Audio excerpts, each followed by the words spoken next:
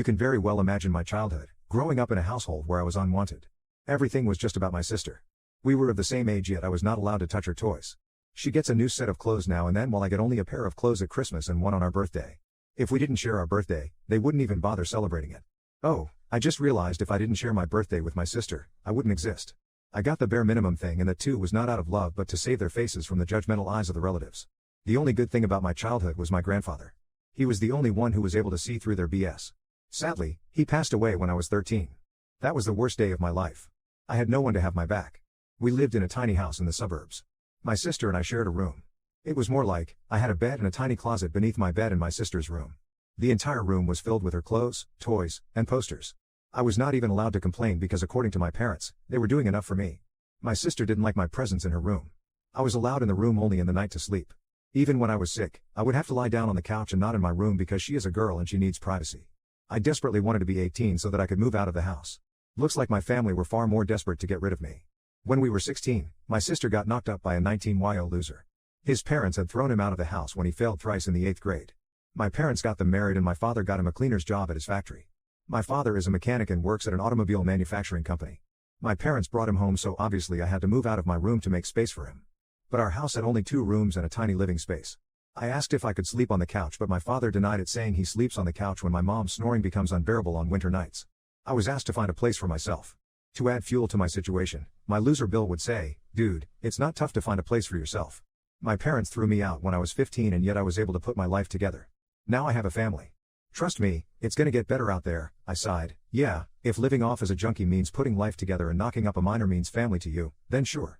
Most of my relatives lived far off the place, and moreover my parents threatened me not to show up at any of the relatives' places because that would mean exposing my parents' toxicity. I requested a few of my friends to lend me their couch to sleep, but there was no luck. Why on earth would their parents allow me in their house when my own parents kicked me out? But one of my classmates was living in a garage. He let me in for a few months until his parents saw me there and kicked me out. I slept on a bench on the sidewalk for a few days until I was rounded up by the cops and brought home. My parents made up the story that I had run away from home. They took me in that night. My father got me a makeshift tent from a junkyard and asked me to use the space in the backyard to set up my place. It was a reward for remaining silent in front of the cops and obeying their orders of not showing up at the relatives. Tent was still safer than sleeping in the open. Summer was still okay, but winter was terrible. One day it was so cold, I felt I was almost gonna die of freezing.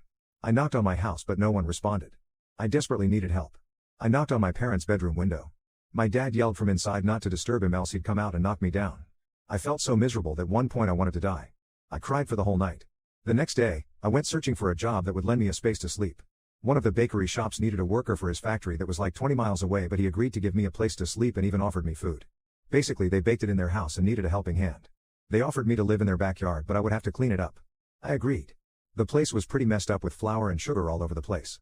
Not to mention the rodents surviving on them. But I was at the lowest point in my life. I readily took that job. I packed up my stuff and left. My sister was even happy and said, "Good that you're leaving. We don't have space for you here." No one even bothered to ask me where I was going. I cleaned up the place and made it habitable. Initially, it was difficult to get rid of the rodents when they came searching for food, but eventually, I felt cozy living there. I had to drop out of high school. There were a few more months left for the final year exams. My friends told me to continue living in my parents' backyard and complete high school, but I had given up. I worked hard in my job and lived off my salary. Soon enough I realized I had to upskill myself to get a better job. I picked up few skills. My dad is a mechanic, so I grew up playing with his toolbox. Worked for my parents. They didn't have to get me toys, plus I helped dad in plumbing the house. I saved up and took up a course and a job at a car plant. I worked my ass off to climb up the ladder. Now I'm a supervisor. Recently, one of my old friends was selling off his house urgently. He has some divorce issues and he wanted an immediate buyer.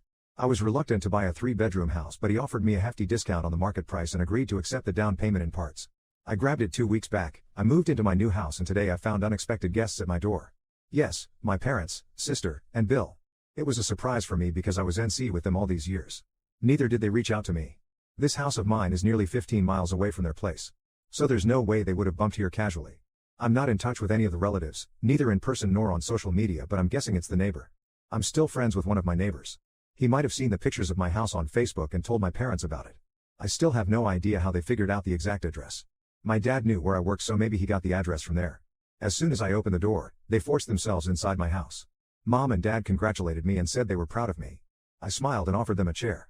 I'm yet to get the furniture. I just have a bed, a few chairs, and a table. My parents sat down and started asking me about the deal. It was unbelievable for them that I was able to buy a house at 35 while they were still living on rent. My sister and her deadbeat husband were casually strolling through my house like they were planning to move in. I asked them what's the matter, why did they suddenly pop up in my life? They said nothing, just checking on you. Funny huh? They checked up on me when I needed them the least.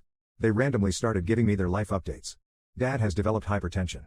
My sister has got 3 kids 14, 9, and 4 and she is pregnant again. Well. Good for her. I just sat there nodding and thinking whether to yell at them or politely ask them to leave. Mom asked me if I was getting married or have a girlfriend. I said it's none of your business. She was like, why are you so cranky? Is everything alright? I said everything was fine until they showed up. She laughed and said if settling into a new house was overwhelming for me, she could lend a hand. Just then my sister comes and says, I've decided. We're gonna take that bedroom with an attached balcony and bathroom. I'm so excited to have my own bathroom. The kids can have the other room. I flipped out like what the hell is happening here? My sister said, you have a 3-bedroom house and you're a single man. You don't need so much space. You used to live in a tent, so getting a bedroom is quite an upgrade for you. This house is so big that I can accommodate all of us. My parents cut her off in